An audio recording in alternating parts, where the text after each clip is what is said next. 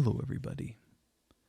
This is Jane Eyre by Charlotte Brontë, Volume 2, Chapter 31. My home, then, when I at last find a home, is a cottage. A little room with whitewashed walls and a sanded floor, containing 4 painted chairs and a table, a clock, a cupboard, and 2 or 3 plates and dishes, and a set of tea things and delf. Above, a chamber of the same dimensions as the kitchen, with a deal bedstand and chest of drawers, small, yet too large to be filled with my scanty wardrobe, though the kindness of my gentle and generous friends has increased that by a modest stock of such things as are necessary. It is evening. I have dismissed, with a fee of an orange, a little orphan who serves me as a handmaid. I am sitting alone at the hearth. This morning the village school opened. I had 20 scholars. But 3 of the number can read, none write or cipher. Several knit, and a few sew a little. They speak with the broadest accent of the district. At present they and I have difficulty understanding each other's language. Some of them are unmannered, rough, and tractable, as well as ignorant, but others are docile, have a wish to learn, and evince a disposition that pleases me. I must not forget that these coarsely clad little peasants are of flesh and blood as good as the scions of gentlest genealogy, and that the germs of native excellence, refinement, intelligence, kind feeling, are as likely to exist in their hearts as in those of the best born. My duty will be to develop these germs. Surely I shall find some happiness in discharging that office. Much enjoyment I do not expect in the life opening before me, yet it will, doubtless, if I regulate my mind and exert my powers as I ought, yield me enough to live on from day to day. I was very gleeful, settled, contented, during the hours I passed in yonder bare, humble schoolroom this morning and afternoon. Not to deceive myself, I must reply no. I felt desolate to a degree. I felt, yes, idiot that I am, I felt degraded. I doubted I had taken a step which sank instead of raising me in the scale of social existence. I was weakly dismayed at the ignorance, the poverty, the coarseness of all I heard and saw around me. But let me not hate and despise myself too much for these feelings. I know them to be wrong. That's a great step gained. I shall strive to overcome them. Tomorrow I trust I shall get the better of them partially, and in a few weeks perhaps they will be quite subdued. In a few months it's possible the happiness of seeing progress and a change for the better in my scholars may substitute gratification for disgust. Meantime, let me ask myself one question. Which is better, to have surrendered to temptation, listened to passion, made no painful effort, no struggle, but to have sunk down in the silken snare, fallen asleep on the flowers covering it, wakened in a southern clime amongst the luxuries of a pleasure villa, to have been now living in France, Mr. Rochester's mistress, delirious with his love half my time, for he would, oh yes, he would have loved me well for a while. He did love me. No one will ever love me so again. I shall never more know the sweet homage given to beauty, youth, and grace, for never to any one else shall I seem to possess these charms. He was fond and proud of me. It's what no man besides will ever be. But where am I wandering, and what am I saying, and above all, feeling? Whether is it better, I ask, to be a slave in a fool's paradise at Marseilles, fevered in delusive bliss one hour, suffocating with the bitterest tears of remorse and shame the next, or to be a village schoolmistress, free and honest, in the breezy mountain nook in the healthy heart of England? Yes, I feel now that I was right when I adhered to principle and law, and scorned and crushed the insane promptings of a frenzied moment. God directed me to a correct choice. I thank His providence for the guidance. Having brought my eventide musings to this point, I rose, went to the door, and looked at the sunset of the harvest day, and at the quiet fields before my cottage, which, with the school, was distant 1/2 mile from the village. The birds were singing their last strains. The air was mild, the dew was balm. When I looked, I thought myself happy, and was surprised to find myself ere long weeping, and why? For the doom which had reft me from adhesion to my master, for him I was no more to see, for the desperate grief and fatal fury, consequences of my departure, which might now perhaps be dragging him from the path of right too far to hope of ultimate restoration thither. At this thought I turned my face aside from the lovely sky of eve and lonely vale of Morton. I say lonely, for in that bend of it visible to me there was no building apparent save the church and the parsonage, half-hidden trees, and quite at the extremity the roof of Vale Hall, where the rich Mr. Oliver and his daughter lived. I hid my eyes and leant my head against the stone frame of my door. But soon a slight noise near the wicket which shut in my tiny garden from the meadow beyond it made me look up. A dog, old Carlo, Mr. Rivers' pointer, as I saw in a moment, was pushing the gate with his nose, and St. John himself leant upon it in folded arms, his brow knit, his gaze, grave almost at displeasure, fixed on me. I asked him to come in. "No, I cannot stay. I've only brought you a little parcel my sister's left for you. I think it contains a color box, pencils, and paper." I approached to take it. A welcome gift it was. He examined my face, I thought, with austerity as I came near. The traces of tears were doubtless very visible upon it. "Have you found your first day's work harder than you expected?" he asked. "Oh, no, on the contrary. I think in time I shall get on with my scholars very well. But perhaps your accommodations, your cottage, your furniture have disappointed your expectations?" "They are in truth scanty enough, but—" I interrupted. "My cottage is clean and weatherproof. My furniture is sufficient and commodious. All I see has made me thankful, not despondent. I am not absolutely such a fool and sensualist as to regret the absence of a carpet, a sofa, and silver plate.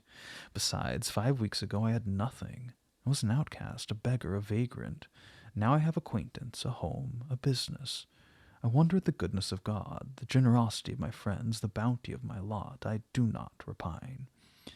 But you feel solitude and oppression. The little house there behind you is dark and empty. I've hardly had time yet to enjoy a sense of tranquillity, much less to grow impatient under one of loneliness." "Very well. I hope you feel the content you express. At any rate, your good sense will tell you that it's too soon yet to yield to the vacillating fears of Lot's wife.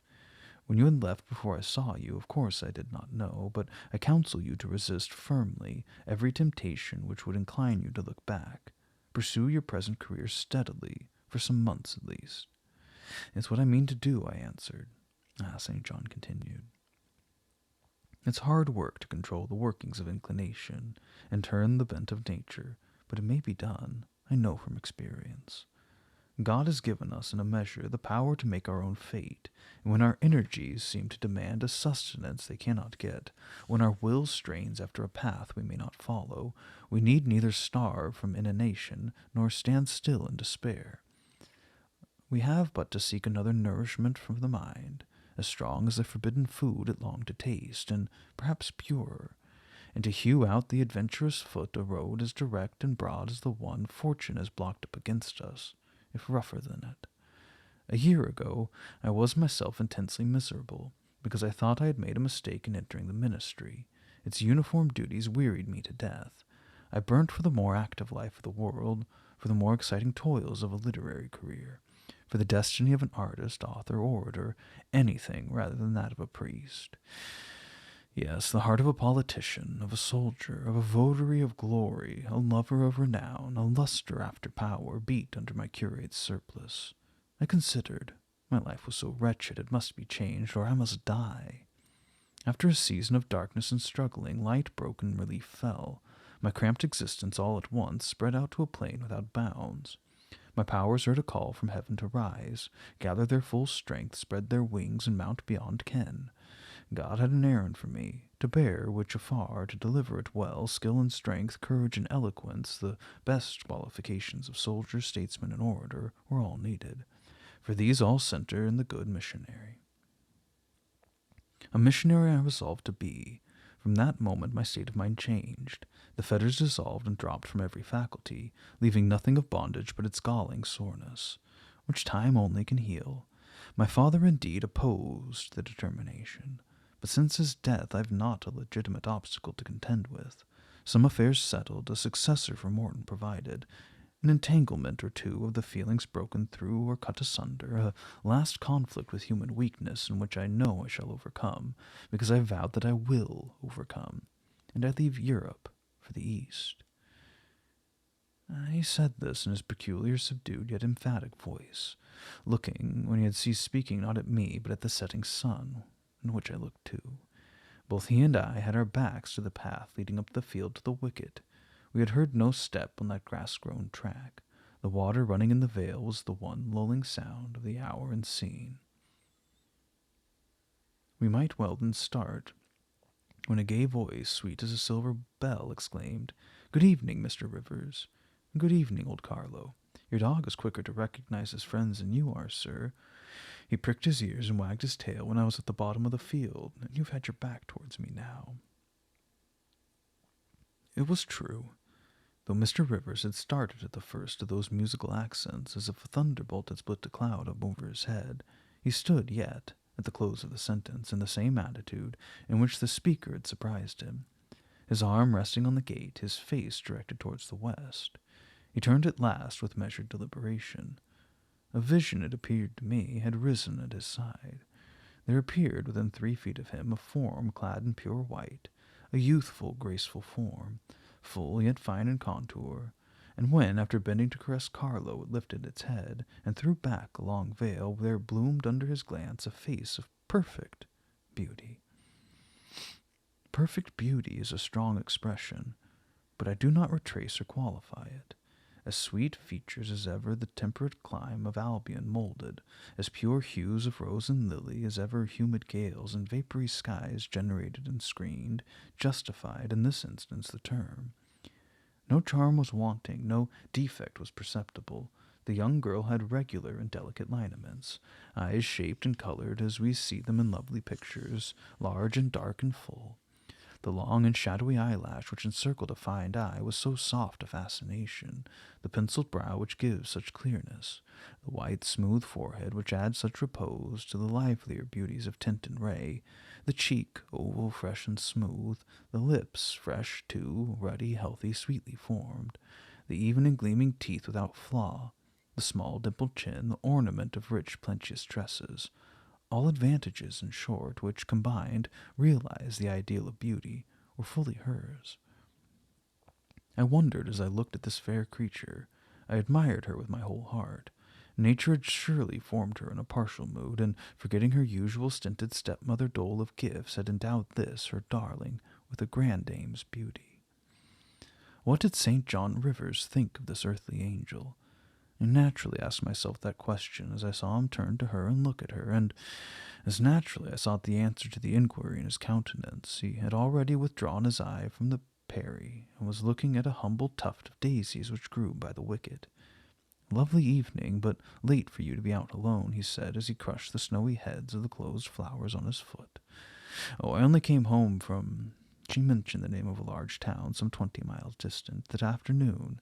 Papa told me you opened your school, and that the new mistress was come, so I put on my bonnet after tea, and ran up the valley to see her. Is this she?" pointing to me. "It is," said St. John. "Do you think you shall like Morton?" she asked of me, with a direct and naive simplicity of tone and manner, pleasing, if childlike. "I hope I shall. I have many inducements to do so.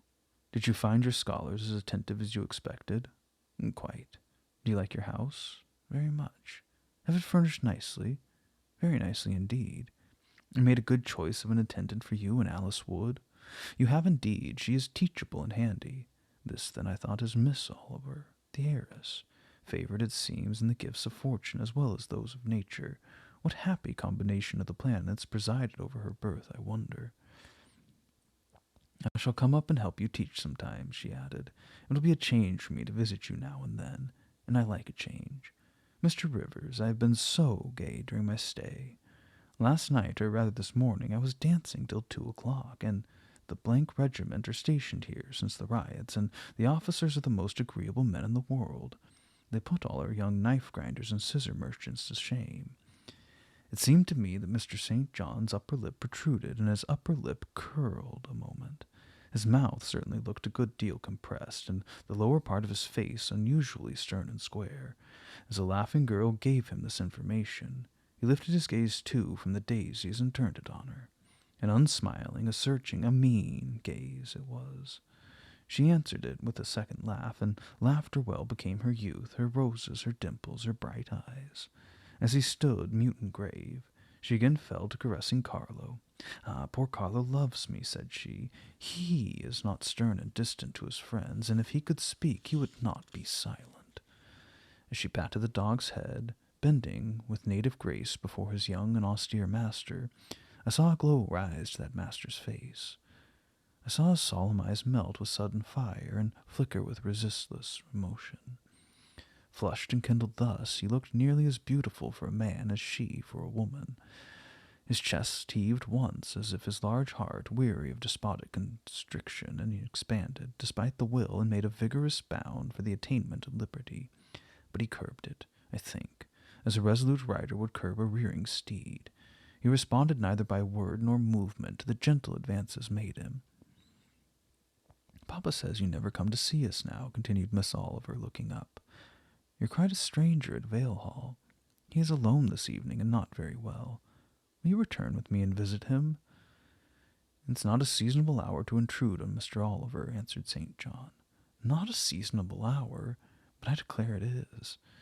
It's just the hour when Papa most wants company, when the works are closed and he has no business to occupy him. Now, Mr. Rivers, do come. Why are you so very shy and so very somber?"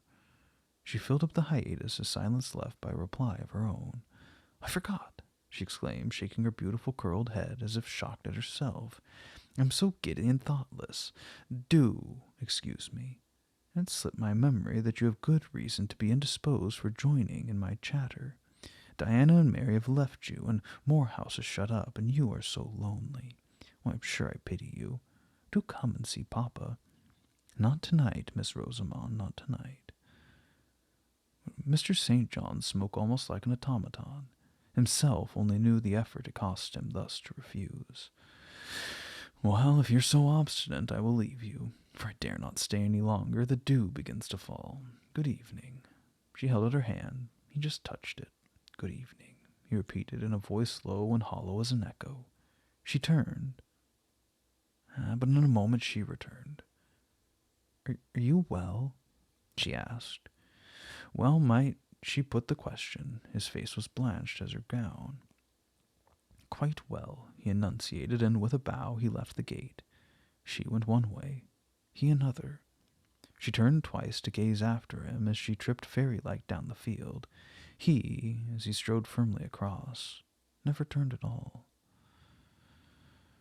This spectacle of another's suffering and sacrifice wrapped my thoughts from exclusive meditation on my own. Diana Rivers had designated her brother inexorable as death. She had not exaggerated.